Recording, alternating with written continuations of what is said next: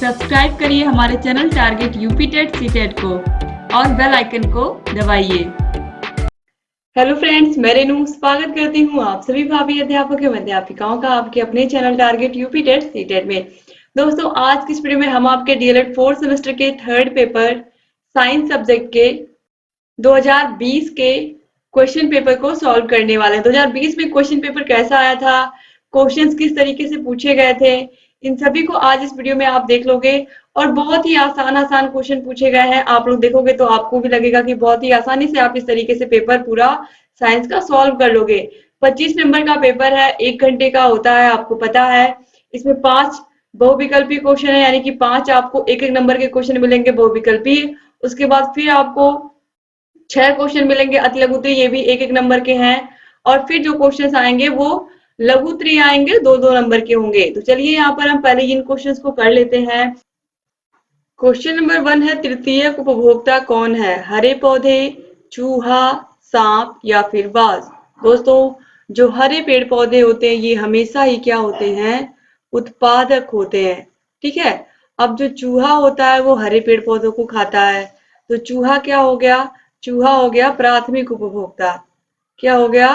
प्राथमिक उपभोक्ता। ठीक है।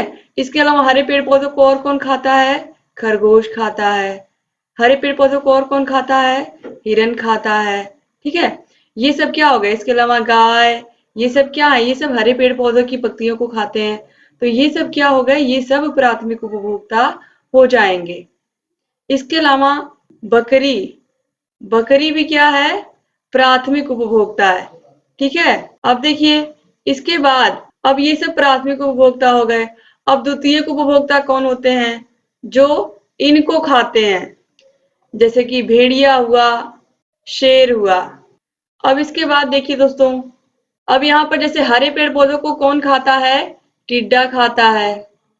टिड्डे को कौन खाता है? मेढक खाता है। ठीक है। तो टिड्डा क्या हो गया? प्राथमिक उपभोक्ता हो गया। हरे पेड़ पौधे उत्पादक, टिड्डा प्राथमिक उपभोक्ता, मेढक क्या हो गया? द्वितीयक उपभोक्ता। अब मेढक को कौन खाता है? मेढक को सांप खाता है, तो सांप क्या हो गया? तृतीयक उपभोक्ता। ठीक है। तो यहाँ पर आप देखिए, इस क्वेश्चन में तृतीयक उपभोक्ता पूछा है। तो अगर हम देखें जो हमने क्लास में पढ़ा है या हमने नोट्स से पढ़ा है, उसमें उसके अनुसार सांप सही होगा। ठीक है। तो यहाँ पर ऑप्शन सा आप लोग सांप लगा लीजिए। और जब सर्वोच्च उपभोक्ता पूछेगा तो सर्वोच्च उपभोक्ता में कौन कौन आते हैं? एक मनुष्य आता है और एक बाज आता है। ये दोनों क्या है? सर्वोच्च उपभोक्ता है। ठीक है। तो यहाँ तृतीय उपभोक्ता में आप क्या रखोगे? सांप। तो ऑप्शन सा यहाँ पर आप लोग सही कर लीजिए। उपधातु है, इसमें से कौन सा उपधातु है? लोहा, आर्सेनिक, सोना या फिर ग्रेफाइट? तो राइट आंसर है ऑप्शन ब, आर्सेनिक। क्वेश्चन नंबर 3 है, उपार्जित लक्षणों के वंशागति का सिद्धांत संबंधित है किससे? डार्विन से, जीन बैप्टिस्ट लैमार्क से, ह्यूगो डीब्रिज से या इनमें से कोई नहीं? दोस्तों, उपार्जित लक्षणों की वंशागति का सिद्धांत या फिलोसफिक जूलॉजी नामक पुस्तक किसने लिखी थी? तो दोनों का ही आंसर क्या है? लैमार्क। और आपको पता है प्राकृतिक चयनवाद का सिद्धांत किसने दिया था, या प्राकृतिक वर्णवाद का सिद्धांत किसने दिया था, या ओरिजिन ऑफ स्पीसीज नामक पुस्तक किसने लिखी थी? तो किसने लिखी थी? डार्विन ने लिखी थी। लेकिन यहाँ पर उपार्जित लक्षणों की वंशागति का सिद्धांत पूछा है तो ये लैमार्क ने दिया था, आप लोगों को पता है, पहले ही चैप्टर में ये है। फिर इसके बाद क्वेश्चन नंबर 4 है, नोबेल गैसें होती हैं। नोबेल गैसों को अक्रिय गैस कहते हैं, जैसे कि लिथियम है, जिनॉन है, रेडॉन है। तो यहाँ पर आप देखिए ऑप्शन द में रेडॉन दिया है। जो अक्रिय गैसें होती हैं, जो नोबेल गैसें, इन्हीं को अक्रिय गैसें कहते हैं। अक्रिय गैसें किसी से भी कोई क्रिया नहीं करती हैं, किसी भी गैस से। क्वेश्चन नंबर 5 है, जनित्र द्वारा ऊर्जा का रूपांतर होता है। जनित्र का मतलब क्या होता है? जनरेटर। जनरेटर हम सभी ने देखा है और हम सभी को पता है, जब जनरेटर चलता है तो वो क्या करता है? यांत्रिक ऊर्जा को विद्युत ऊर्जा में बदलता है। जनरेटर चलता है, चलने से क्या होती है? यांत्रिक ऊर्जा बनती है। और यांत्रिक ऊर्जा से वो क्या करता है? यांत्रिक ऊर्जा को विद्युत ऊर्जा में कन्वर्ट करता है। घर के सारे लाइट जलते हैं, फैन चलते हैं, कूलर चलता है, सब कैसे चलता है? जनरेटर से चलता है। जनरेटर जब चलेगा तो घूमेगा, और जहां पर भी कोई चीज घूमेगी वहां पर क्या होगा? यांत्रिक ऊर्जा होगी। जैसे कि फैन है, पंखा, पंखा विद्युत ऊर्जा से किसमें बदल रहा है? यांत्रिक ऊर्जा में।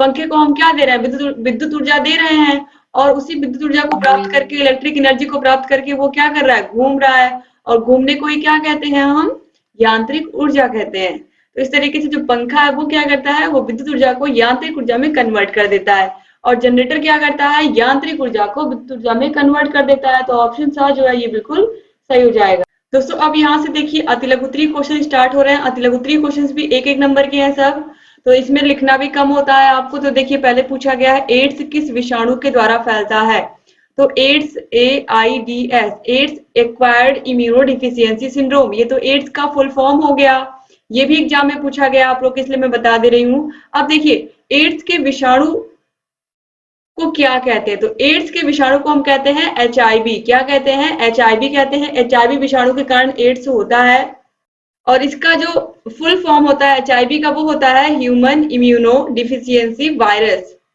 तो ये है ह्यूमन इम्यूनो डिफिशियंसी वायरस। अब इसके बाद दोस्तों देखिए अगला क्वेश्चन है प्राथमिक उपचार किसे कहते हैं। किसी को चोट लग गई है, किसी दुर्घटना में चोट लग गई है, घायल व्यक्ति को डॉक्टर के पास ले जाने से पूर्व या अस्पताल ले जाने से पूर्व उसकी जो भी सहायता की जाती है, यानी कि जो भी उसका उपचार किया जाता है उस समय वही होता है प्राथमिक उपचार। यानी कि रोगी को डॉक्टर के पास या अस्पताल ले जाने से पहले जो उसका उपचार किया जाता है वही क्या होता है, प्राथमिक उपचार होता है। इसके बाद यहाँ पर देखिए 8वां क्वेश्चन है अयस्क से आप क्या समझते हैं। अयस्क जिन खनिजों से धातुएं सुविधा पूर्वक या आसानी से प्राप्त की जा सकती हैं तथा कम खर्च में धातुएं प्राप्त हो जाती हैं, उन्हें हम क्या कहते हैं, अयस्क कहते हैं। ठीक है।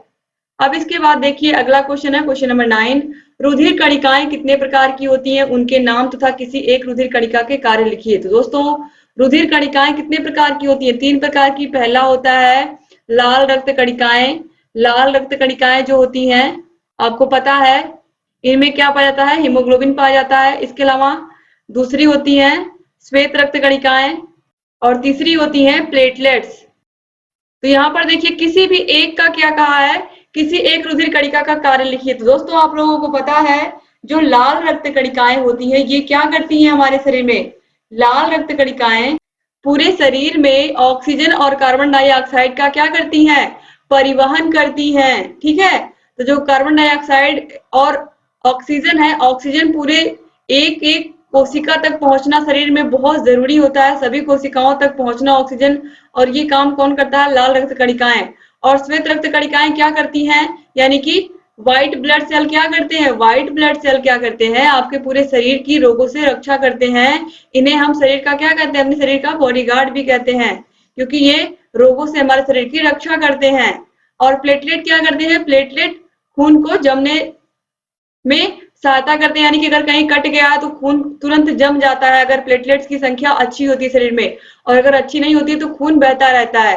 तो इसलिए ये तीनों ही क्या है, तीनों ही रुधिर कणिकाएं यानी कि रक्त कणिकाएं हमारे शरीर के लिए बहुत महत्वपूर्ण है। तो रक्त कणिकाएं 3 प्रकार की होती हैं, याद रखिएगा। और अगर एग्जाम में ये पूछता है कि रक्त का वर्गीकरण कितने भागों में किया गया, रक्त का या ब्लड का वर्गीकरण, तो रक्त का वर्गीकरण अगर पूछेगा तो 2 भागों में, पहला क्या है प्लाज्मा और दूसरा क्या है रुधिर कणिकाएं। और रुधिर कणिकाओं में ही ये 3 आती हैं, पहला लाल रक्त कणिकाएं, दूसरा श्वेत और तीसरा प्लेटलेट। तो वर्गीकरण पूछेगा तो 2 भागों में, और जब रुधिर के बारे में पूछेगा, ब्लड सेल के बारे में, तो ब्लड सेल 3 प्रकार के होते हैं, लाल रक्त कणिकाएं, श्वेत रक्त कणिकाएं और प्लेटलेट्स। अब इसके बाद देखिए 10वां क्वेश्चन है समजात अंग किसे कहते हैं, एग्जाम्पल सहित बताइए। दोस्तों जो समजात अंग होते हैं वो जो उत्पत्ति और रचना में तो समान होते हैं, समजात अंग उत्पत्ति और रचना में समान होते हैं लेकिन कार्य में क्या होते हैं, भिन्न होते हैं। जैसे कि चमगादड़ के पंख और मनुष्य के हाथ। तो आप देखिए चमगादड़ के पंख किसके काम आते हैं, उड़ने के काम आते हैं, जबकि मनुष्य के हाथ वस्तुओं को पकड़ने के काम आते हैं। तो ये उत्पत्ति और रचना में तो समान होते हैं लेकिन कार्य में क्या होते हैं, भिन्न होते हैं। ठीक है। अब इसके बाद क्वेश्चन नंबर 11 पूछा है किसी परिपथ में 5 एम्पियर की धारा 1 घंटे के लिए प्रवाहित की जाती है तो आवेश की मात्रा की गणना कीजिए। तो 1 घंटे के लिए प्रवाहित हो रही है तो आपको पता है कि I बराबर Q/T। Q आवेश है और यहाँ पर T जो है ये समय है और ये समय सेकेंड में है। तो यहाँ पर देखिए घंटे में दिया ना 1 घंटा, तो 1 घंटे को पहले हमको पता है 1 घंटे में 60 मिनट होता है। अब 1 मिनट में 60 मिनट में भी क्या 1 मिनट में 60 सेकेंड होता है। तो अब यहाँ पर जब हम मिनट को सेकंड में चेंज करेंगे तो हम 60 में ही 60 मिनट में फिर 60 का गुणा करेंगे तो ये पूरा सेकंड में आ जाएगा 3600 सेकंड। अब हमें टी जो है समय वो सेकंड में मिल गया। अब हम फॉर्मूला तुरंत लगाएंगे, आई बराबर क्यू अपॉन टी, धारा बराबर आवेश बटा समय। तो देखिए क्यू बराबर आई इंटू टी हो गया। इस तरीके से अगर आई बराबर क्यू अपॉन टी है या क्यू अपॉन टी बराबर आई के है तो यहाँ पर क्यू बराबर क्या हो जाएगा, आई इंटू टी के। तो यहाँ पर देखिए क्यू बराबर आई इंटू टी के, आई कितना है 5 एम्पियर, टी कितना है 3600 सेकंड। तो हम गुणा करेंगे तो ये आ जाएगा 18,000 कूलाम। इस तरीके से आप कूलाम भी लिख सकते हो। तो यहाँ पर कितना आ गया, आवेश की मात्रा कितनी है 18,000 कूलाम। क्वेश्चन नंबर 12 है वात्या भट्टी का सचित्र वर्णन करिए। तो वात्या भट्टी यहाँ पर आप देख सकते हो, ये इस्पात की चादरों से बनी होती है। इसके भीतरी भाग में अग्निशय ईंटों का अस्तर लगा होता है। भट्टी जल के जैकेट से घिरी रहती है। इसकी ऊंचाई 15 से 20 फुट होती है। भट्टी के ऊपरी भाग में अयस्क डालने के लिए द्वार होता है। आप देखिए यहाँ पर चार्ज डाला जाएगा तथा बेकार गैसों को निकलने के लिए ऊपरी एक कोने में क्या होता है, मार्ग भी बना होता है। देखिए व्यर्थ गैसें यहाँ से बाहर निकल जाएंगी। ये पूरा वात्या भट्टी है। आप देख सकते हो इस तरीके से यहाँ पर पानी का जैकेट ये लगा होता है इधर, और कोक, सिलिका और भर्जित अयस्क इस बीच में होता है। और यहाँ पर ये देखिए आप मैट लगा होता है नीचे, फिर यहाँ पर धातुमल यहाँ से निकल जाता है। ये वायु को जाने का मार्ग है इस तरीके से। तो ये आप चित्र इस तरीके से आपको बिल्कुल दिमाग में बैठा लेना है, यही है वात्या भट्टी का चित्र। और इसको सचित्र आपको याद कर लेना है, एक बार दो बार बना करके प्रैक्टिस कर लेना है, ताकि अगर एग्जाम में आए तो आप लोग अच्छे से इसको बना लें। अब इसके बाद क्वेश्चन नंबर 13 है डार्विनवाद को समझाइए। डार्विनवाद क्या है, देखिए डार्विनवाद आप लोगों को पता है कि डार्विनवाद के बारे में मैंने पहले भी आपको समझाया है। डार्विनवाद चार्ल्स डार्विन द्वारा जैव विकास के संबंध में प्रस्तुत विचार origin of species natural selection में वर्ष 1859 में प्रकाशित किए गए। इसके प्रमुख बिंदु निम्नवत है। दोस्तों आपको मैंने बताया है कि डार्विनवाद ने कहा है कि जो योग्य होगा वही जीवित रहेगा। तो इनके अनुसार यहाँ पर क्या बताया गया, जब इन्होंने जिराफ के बारे में क्या कहा, इनका मत था कि जब धीरे धीरे जब बहुत ज्यादा गर्मी हुई, रेगिस्तान के जो पेड़ पौधे थे नीचे के सूखते गए, जो नीचे के पेड़ पौधे थे जमीन के, तो इन्होंने क्या किया, जिराफों ने क्या किया, ऐसे जिराफ जिनकी गर्दन लंबी थी, जिनके पैर लंबे थे, वो तो आसानी से पत्तियों को खा सकते थे जो ऊपर के पेड़ पौधे थे। लेकिन जो जिराफ जिनकी गर्दन नहीं लंबी थी, जिनके पैर नहीं लंबे थे अगले, वो धीरे धीरे समाप्त होते गए, यानी कि जो योग्य थे वही बचे। तो धीरे धीरे जो अगली पीढ़ी आई वो उनकी गर्दन लंबी होती गई, उनके पैर लंबे होते गए। तो ये डार्विन ने कहा है। तो इन्होंने कहा है कि प्रत्येक जीव जाति में संतान उत्पत्ति की क्या होती है, भरपूर क्षमता होती है। प्रत्येक जीव अपने समान संतान उत्पन्न कर सकता है। फिर है संतान उत्पत्ति की प्रचुर क्षमता होने के बावजूद प्रकृति में प्रत्येक जाति की जीवधारियों की संख्या सीमित रहती है, क्योंकि प्रत्येक जीवधारी को अस्तित्व बनाए रखने के लिए 3 प्रकार का संघर्ष करना पड़ता है। पहला है अंतरजातीय संघर्ष, फिर है अंतरजातीय संघर्ष और वातावरणीय संघर्ष। तो सभी जीवधारियों में विभिन्नताएं पाई जाती हैं। ये विभिन्नताएं रंग रूप के साथ साथ ही विभिन्न लक्षणों की हो सकती हैं। तो यहाँ पर बताया गया है कि हर जीव जंतु क्या होता है, अपने आप से भिन्न होता है। हर एक जीव जंतु आप देखिए, कोई लंबा है, कोई बड़ा है, कोई छोटा है, किसी के पांव लंबे हैं, किसी के छोटे हैं। तो हर जीव जंतु क्या है, अपने आप में अलग है। फिर है जीवन के संघर्ष में वही जीवधारी सफल होते हैं जिनमें वातावरण के अनुकूलन की विभिन्नताएं होती है। जैसे कि मैंने समझाया कि योग्यता ही जो जिसके पास योग्यता होगी वही जीवित रहेगा, जो पर्यावरण के साथ अनुकूलन कर पाएगा। जैसे कि वे जिराफ ही जीवित बचे जिनकी गर्दन लंबी थी, जिनके अगले पैर लंबे थे। फिर है प्राकृतिक वर्ण से विभिन्नताएं पीढ़ी दर पीढ़ी एकत्र होती रहती है तथा कालांतर के बाद विभिन्नता के चलते नई पीढ़ी बन जाती है। अब इसके बाद हम क्वेश्चन नंबर 14 देखेंगे। मेंडलीव की आवर्त सारणी के लाभ तथा दोष का उल्लेख करिए। तो देखिए मेंडलीव की आवर्त सारणी के लाभ क्या है। इस सारणी में 92 तत्वों के भौतिक तथा रासायनिक गुणों का अध्ययन केवल 9 समूहों में कर दिया गया है। परमाणु भार का आकलन सहजता से कर सकते हैं। तीसरा है संदेहात्मक परमाणु भारों का सही निर्धारण में सहायता मिलती है। नए तत्वों की खोज में भी सहायता प्राप्त होती है। ये सब तो लाभ हो गए। अब हानि क्या है देखिए, या दोष क्या है। सारणी में हाइड्रोजन की स्थिति जो है ये अनिश्चित है, यानी कि इसे क्षार धातुओं के साथ रख दिया गया है, लिथियम सोडियम के साथ रख दिया गया है, जबकि इसके जो गुण है वो हैलोजन यानी कि फ्लोरीन, क्लोरीन, ब्रोमीन के साथ मिलते हैं। तो ये यहाँ पर हाइड्रोजन की स्थिति क्लियर नहीं है। फिर है तत्वों के वर्गीकरण के आधार पर परमाणु भार पर समस्थानिकों के लिए सारणी में स्थान नहीं है। फिर है कुछ तत्वों के युग्म ऐसे हैं जिनमें पहले तत्व का परमाणु भार उसके अगले वाले तत्व से ज्यादा है, जैसे ऑर्गन पोटेशियम से पहले है। तो इस तरीके से यहाँ पर सिस्टमेटिक भी नहीं रखा गया है इस तरीके से तत्वों को। तो ये 2 समंडलिफ की आवर्त सारणी का। अब इसके बाद देखिए क्वेश्चन नंबर 15 है, पारिस्थितिकी तंत्र में खाद्य जाल को उदाहरण सहित समझाइए। बहुत आसान है, बहुत ही आसान है। तो खाद्य जाल, खाद्य श्रृंखला तो आपको पता ही है, जैसा कि आपने पहले ही क्वेश्चन में देखा है। यहाँ पर क्या हो रहा था, यहाँ पर जो हरे पेड़ पौधे हैं उनको कौन खा रहा था, हरे पौधों को खा रहा था चूहा। चूहे को कौन खा रहा था, सांप। सांप को कौन खाया, बाज। तो यहाँ पर आप देखिए, यहाँ पर जो प्रकृति है इसमें प्रत्येक जीव जंतु भोजन के लिए एक दूसरे पर आश्रित है। हरे पेड़ पौधे पे चूहा, चूहे पे सांप, सांप पर कौन, बाज। तो ये इस तरीके से सब निर्भर है। लेकिन यहाँ पर आप देखोगे जो खाद्य जाल है, इसी चूहे को सांप भी खा रहा है, इसी चूहे को बिल्ली भी खा रही है, इसी चूहे को बाज भी खा सकता है। तो यहाँ पर आप देखोगे एक ही जंतु कई प्रकार के जंतुओं का भोजन बन रहा है। तो यही होता है खाद्य जाल। अब बहुत आसानी से आप समझोगे यहाँ पर। अब चलिए देखते हैं, यहाँ पर जब विभिन्न खाद्य श्रृंखलाएं एक दूसरे से जुड़ जाती हैं तो क्या बन जाता है, खाद्य जाल का निर्माण होता है। इस प्रकार विभिन्न श्रृंखलाओं के मिलने से खाद्य जाल बनता है।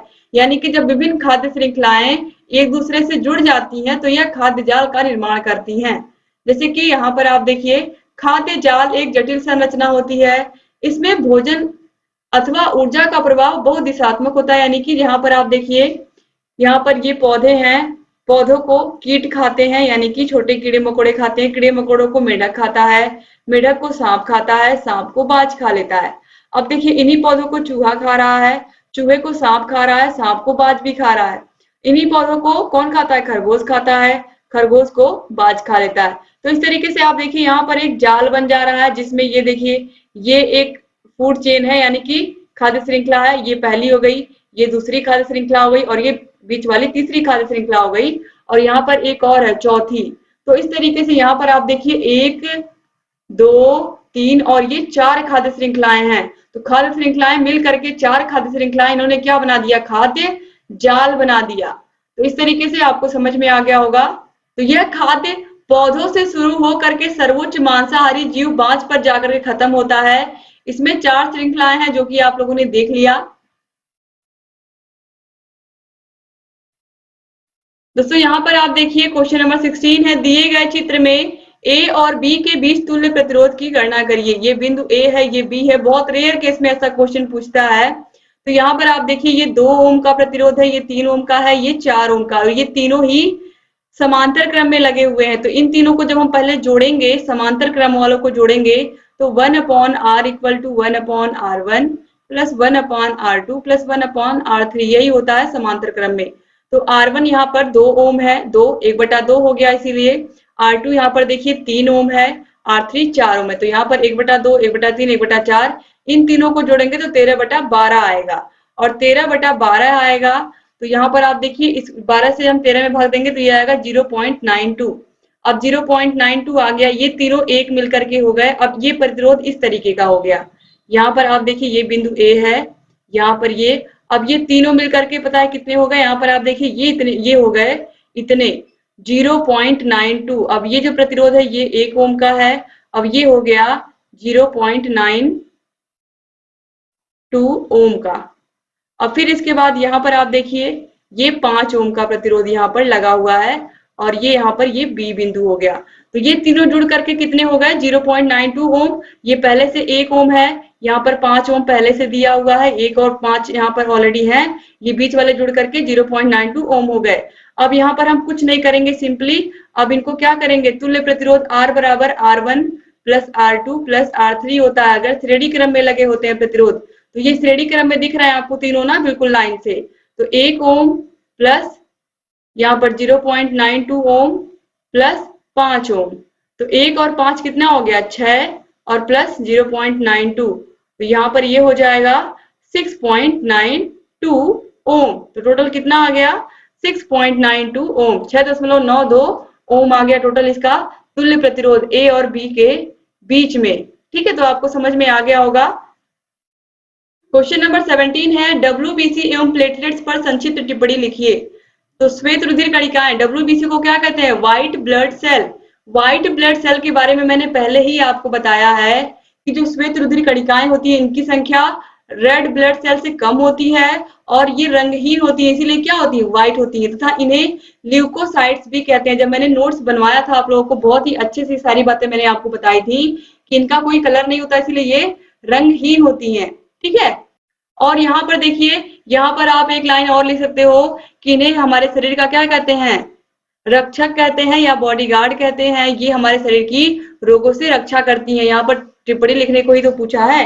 इसके अलावा जो श्वेत रुधिर कणिकाएं होती हैं इनका निर्माण कहाँ होता है, अस्थिमज्जा में, प्लीहा में, लसिका ग्रंथियों में भी होता है। ठीक है, और ये हमारे शरीर की रोगों से रक्षा करती हैं। तो ये सब भी आप इसमें लिख सकते हो। इसके बाद देखिए प्लेटलेट्स क्या होते हैं, तो प्लेटलेट्स जो होते हैं ये थ्रोम्बोसाइट्स भी कहते हैं इनको, और ये केवल स्तनधारियों के रुधिर में ही पाए जाते हैं। प्लेटलेट अति सूक्ष्म, संकुचनशील तथा गोल एवं केंद्रक रहित होते हैं। ये घाव के स्थान पर रुधिर को जमा करके थक्का या क्लॉट बना देते हैं। जब कहीं पर घाव लगता है, चोट लगता है, तो ये रुधिर का थक्का बना देते हैं, यानी कि खून को जमा देते हैं, जिससे खून बह नहीं पाता है। अब इसके बाद क्वेश्चन नंबर 18 है, अस्थि भंग क्या होता है। अस्थि भंग का सिंपल सा मतलब होता है कि हड्डी का टूट जाना। अस्थि भंग के विभिन्न प्रकारों का वर्णन करिए। तो देखिए अस्थि भंग के प्रकार कितने होते हैं, आपको पता है। अस्थि भंग तो मैंने समझा दिया, किसी हड्डी या अस्थि के टूटने पर उसमें दरार पड़ने को ही हम क्या कहते हैं, अस्थि भंग कहते हैं। हड्डियों पर एक सीमा से अधिक बल, दबाव या झटका लगने से हड्डियां टूट जाती हैं। ठीक है, अब देखिए अस्थिभंग के प्रकार में साधारण अस्थिभंग, इस प्रकार के अस्थिभंग में हड्डी के स्थान पर कोई ऊपरी या खुली चोट नहीं होती है। फिर है खुली अस्थिभंग, यानी कि इस प्रकार की अस्थिभंग में अस्थिभंग के स्थान पर घाव भी होता है। इसमें हड्डियां और ऊतक दोनों ही प्रभावित होते हैं तथा संक्रमण का भय रहता है, यानी कि हड्डी तो टूटती है, ऊपर घाव भी हो जाता है। फिर है विखंडित अस्थिभंग, यानी कि इस प्रकार के अस्थिभंग में अस्थि कई टुकड़ों में बंट जाती है, यानी कि हड्डी कई टुकड़ों में टूट जाती है। इसे विखंडित अस्थिभंग कहते हैं। इसकी मरम्मत में काफी कठिनाई होती है। फिर है संपीड़न अस्थिभंग, इस प्रकार का अस्थिभंग रीढ़ की हड्डी में होता है। जैसे अस्थि मृदुलता की बीमारी में रीढ़ की हड्डी में इसी प्रकार का अस्थिभंग होता है। दोस्तों इस तरीके से आप लोगों ने जितने भी क्वेश्चन थे सारे के सारे 2020 के सॉल्व कर लिए। 2020 का पूरा पेपर आप लोगों ने सॉल्व कर लिया। उम्मीद करती हूँ कि ये वीडियो आपको पसंद आई होगी और आप लोग इसको अपने कॉलेज फ्रेंड्स को जरूर शेयर करोगे। और आप लोग सारे के सारे पेपर सॉल्व कर लीजिए, 2018 का, 2019 का, 2020 का, 2021 का। ये मैंने सब करा दिए हैं आप लोगों के साइंस के। सभी को देखिए, अपनी तैयारी को बेहतर बनाइए। जहां कहीं कोई भी समस्या आ रही है हमसे बताइए। डिस्क्रिप्शन बॉक्स, कमेंट बॉक्स में आपको हर एक सब्जेक्ट की मास्टर वीडियो मिलेगी, जिसमें मैंने पूरा विषय एक ही वीडियो में पढ़ा दिया है। मास्टर वीडियो आप हर एक विषय का देखिए। अगर वाकई में आप सभी विषयों में अच्छा नंबर लाना चाहते हो और अपने 4th सेमेस्टर में भी बहुत ही अच्छा प्रदर्शन करना चाहते हो, तो आपको सारे विषयों की नोट्स यहाँ पर मिल जाएगी। आप सारे विषयों को देखिए, अपनी तैयारी को और अच्छा करिए और लगातार ऐसे चैनल से हमारे बने रहिए, सारी वीडियोस को देखते रहिए। डिस्क्रिप्शन बॉक्स, कमेंट बॉक्स में सारी वीडियोस की लिंक मिल जाएगी। यहाँ ऊपर आई बटन पर भी क्लिक करके सभी वीडियो की लिंक मिल जाएगी। अगर आपको 8 के 8 विषयों की वीडियोस की आपको पीडीएफ चाहिए, तो पीडीएफ के लिए ऐप को डाउनलोड कर लीजिए। ऐप की लिंक आपको डिस्क्रिप्शन बॉक्स, कमेंट बॉक्स दोनों जगह मिल जाएगी। ऐप को डाउनलोड करने के बाद आपको सारे वीडियोस की पीडीएफ मिल जाएगी। हर एक सब्जेक्ट का चैप्टर वाइज टेस्ट मिल जाएगा वहां पर। और इसके अलावा आपको पूरी की पूरी पवन सीरीज, पूरी की पूरी राजन सीरीज की पीडीएफ मिल जाएगी, तो अलग से आपको खरीदने की भी जरूरत नहीं है। तो इस तरीके से आप चाहते हो कि आप एग्जाम में अच्छा स्कोर करो, तो आप बिना किसी डिस्टर्बेंस के अगर पढ़ना चाहते हो कम समय में, तो आप ऐप को जरूर डाउनलोड कर लो। किसी भी वीडियो में कोई ऐड या कोई प्रचार नहीं आएगा, केवल आसानी से उसको देख सकते हो। तो उम्मीद करती हूँ कि आप लोगों को ये वीडियो पसंद आई होगी। अगर चैनल को अभी तक सब्सक्राइब नहीं किया तो प्लीज सब्सक्राइब कर दीजिए और बगल में घंटी का निशान होगा उसको भी प्रेस कर दीजिए, ताकि जो भी नई वीडियोस हम बनाते हैं उसका नोटिफिकेशन आप लोग के पास समय से जाए और आप बिना मिस किए हमारे सारे वीडियोस को ऐसे ही देखते रहें। दोस्तों मिलते हैं नेक्स्ट वीडियो में, तब तक अपना ख्याल रखिएगा, अपनी फैमिली का भी ख्याल रखिएगा और हमसे ऐसे ही बने रहिएगा, सारे वीडियोस को देखते रहिएगा और जहां कहीं कोई भी समस्या आएगी हमसे बताते रहिएगा। जय हिंद।